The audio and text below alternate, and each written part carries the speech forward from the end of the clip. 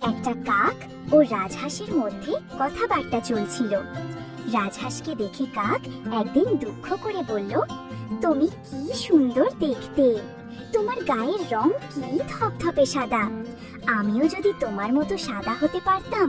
আমার রং কালো, তাই কি বিচ্ছিরি না দেখতে আমি। কাক ভেবেছিল যে রাজহাঁস জলে থাকে বলেই হয়তো তার গায়ের সব ময়লা ধুয়ে ধুয়ে ফর্সা হয়ে গেছে। যেই না ভাবা অমনি তার মাথায় বুদ্ধি খেলে গেল। কাকটিও জলে নেমে পড়ল। তারপর জলে বার কয়েক ডুব দিয়ে সে পাড়ে উঠে এলো। কিন্তু দেহের দিকে তাকিয়ে কাক দেখলো সে যেমন আগে কালো ছিল এখনো তেমনই কালো রয়ে গেছে। তারপর কাকের মনে হলো শুধু জলে নামলেই হবে না, ওই জলেই তাকে বাস করতে হবে। এই ভেবে সে দিন রাত জলেই থাকতে লাগলো। কাক যতদিন ডাঙায় ছিল এখানে ওখানে উড়ে গিয়ে কিছু না কিছু খাবার জোগাড় করতে পারত। কিন্তু জলের মধ্যে তো কাকের খাবার পাওয়া যায় না।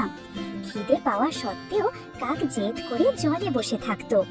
এদিকে না খেয়ে সে দিন দিন রোগা হয়ে যেতে লাগলো।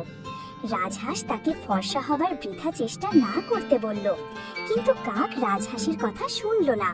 সে রাজহাঁসের মতো সাদা হবার চেষ্টা করে যেতে লাগলো। এমনি করে জলে থেকে থেকে কাক সাদা হওয়া তো দূরের কথা, না খেয়ে খেয়ে দুর্বল হয়ে একদিন মারাই গেল। গল্পের শিক্ষা।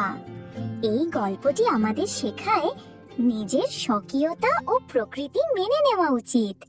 অন্যের মতো হবার বৃথা চেষ্টা নয়, বরং নিজের গুণাবলী চেনা এবং কাজে লাগানোই শ্রেয়। হিংসা বা অনুকরণ করে কখনো সুখ বা সাফল্য পাওয়া যায় না। অবাস্তব আকাঙ্ক্ষা আমাদের ধ্বংসের দিকে নিয়ে যেতে পারে। এই গল্পটি ছোটদের জন্য বিশেষভাবে উপযোগী।